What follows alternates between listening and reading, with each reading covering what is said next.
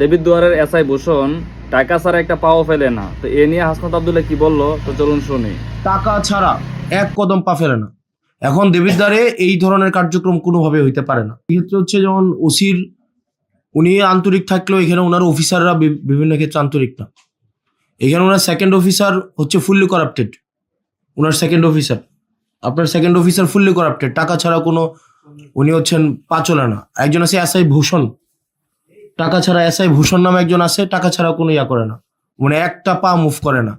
এখন ধরেন আপনি হচ্ছেন ধরতে যাবেন, ধরতে যাওয়ার আগে থানা থেকে ফোন দিয়ে দিল যে আমরা আসতেছি, তাইলে তো এখানে একটা পিলো পাসিং এবং চোর পুলিশ খেলা হয়। আপনি আপনার যারা অফিসার আছে আপনি ওনাদেরকে ওনাদের সাথে নিয়ে বসেন, এবং এটা না হয় খুব মানে জনরোষের শিকার হবেন আপনারা। এবং যদি আপনার অফিসার যারা আছেন, বিশেষ করে আপনার সেকেন্ড অফিসার নোয়াখালী মনে হয় বাড়ি, আর হচ্ছে আমি নামটা মনে করতে পারতেছি, ওনার নাম কি, মতিন মনে হয়, হ্যাঁ ওনার নাম মনে হয় মতিন। ফুললি করাপ্টেড একটা মানুষ, এবং আমাদের কাছে, আমি এভিডেন্স নিয়ে কথা বলছি, আমার কাছে প্রুফ আছে। এবং হচ্ছে আরেকজন আছে এসআই ভূষণ, ভবতোষ না, ভবতোষ, এসআই ভবতোষ টাকা ছাড়া এক কদম পা ফেলে না। এখন দেবিদ্বারে এই ধরনের কার্যক্রম কোনোভাবে হইতে পারে না। আপনার একটা স্বাভাবিক সাধারণ মানুষ আপনার হচ্ছে, এবং থানার মধ্যে আপনার থানা আপনি চালান না, আপনার থানা চালায় হেলাল, আপনার থানা হেলাল চালায়। এবং আমি এখানে মানে ফ্যাক্ট বেসড আমি কথা বলছি, একটাও না জেনে আমি কথা বলছি না। আপনার থানা চালায় হেলাল, হেলালের বাবা আগে চাকরি করতো। এখন হেলাল কোনো কোনো মানে ইয়া থেকে আপনি আমাকে বলতে পারেন এই ধরনের কথা, তো ধরেন আপনাদের লিগেল প্রসিজারে না, এটা নাই সেটা নাই, আপনাদের এই জায়গায় থানায় এগুলা জিনিসগুলো ঘটছে, প্রত্যেক দিন ঘটছে। এবং থানায় হেলাল আপনার থানায় ঢুকতে পারবে না।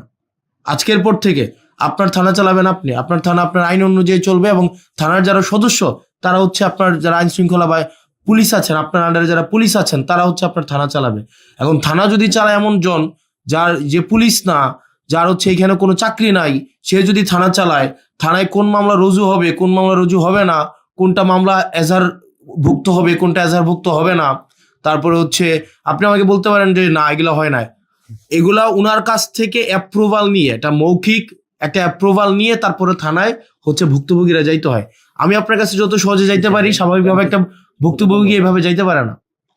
আমি আপনার কাছে যে সহজে আসতে পারি, একটা স্বাভাবিক ভুক্তভোগী, একটা গ্রামের ভুক্তভোগী স্বাভাবিকভাবে পুলিশ সম্পর্কে ওনাদের একটা স্টিগমা আছে, একটা ভয় কাজ করে।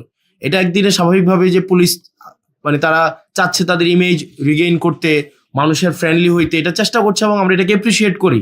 কিন্তু স্বাভাবিকভাবে একটা গ্রামের মানুষ যখন দেবিদ্বারে আসে, বরকামথা থেকে, ভানি থেকে, সুলতানপুর থেকে, এটা স্বাভাবিক একটা গ্রামের মানুষ, আপনি যে কেসের যে জিনিসগুলো বলছেন এগুলা দেখবেন, স্বাভাবিকভাবে অর্থনৈতিকভাবে যারা একটু একটা লিমিটেড একটা পর্যায়ে জীবনযাপন করে, তাদের মধ্যেই কলহগুলা বেশি হয়। আপনি দেখবেন যে অটো চালক, সিএনজি চালক, তারা যখন থানায় যায় দেখা যায় বেশিরভাগ ক্ষেত্রে তাদেরকে হয়রানি করে। এখন স্বাভাবিকভাবে পুলিশের কাছে যাওয়ার আগে কিন্তু এক ধরনের পুলিশ আছে যারা হচ্ছে অচাকরিজীবী পুলিশ।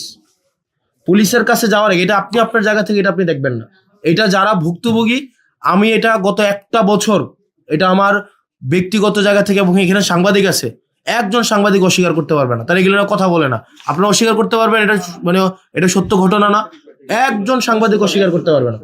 এই যে হেলাল এই দালাল চক্র চালাচ্ছে না থানায়, এখানে জাতীয়, হ্যাঁ তাহলে জাতীয় গণমাধ্যমে, এখানে আমি জাতীয় গণমাধ্যমের সবাই আছে এখানে, আছেন আপনারা, আছেন না এখানে? তো আপনার এই যে দেবিদ্বারের দালাল চক্রটা এবং মাদক চোরাচালান চক্রটা হেলাল চালায় না? আপনি আমাকে প্রশ্নের উত্তর দেন, হেলাল কোন মানে কোন এখতিয়ার বলে? এই মিটিং এ যারা আছে প্রত্যেকের একটা নিজস্ব একটা এই মিটিং এ থাকার একটা ক্রাইটেরিয়া আছে। হেলাল কোন এখতিয়ার বলে আপনার চৌসীমানার মধ্যে থাকবে, এবং এই বিষয়ে আপনি সিরিয়াস অ্যাকশন নেবেন, এবং হচ্ছে থানাটাকে যেন দালাল আপনার কাছে যাইতে হইলে যেন স্বাভাবিক প্রক্রিয়া মেনটেন করে যেন আপনার কাছে পৌঁছাইতে পারে। এক্ষেত্রে যেন কোনো দালাল না থাকতে পারে, এক্ষেত্রে যেন কোনো একটা ইনফর্মাল কোনো সিন্ডিকেট এক্ষেত্রে যেন না থাকতে পারে।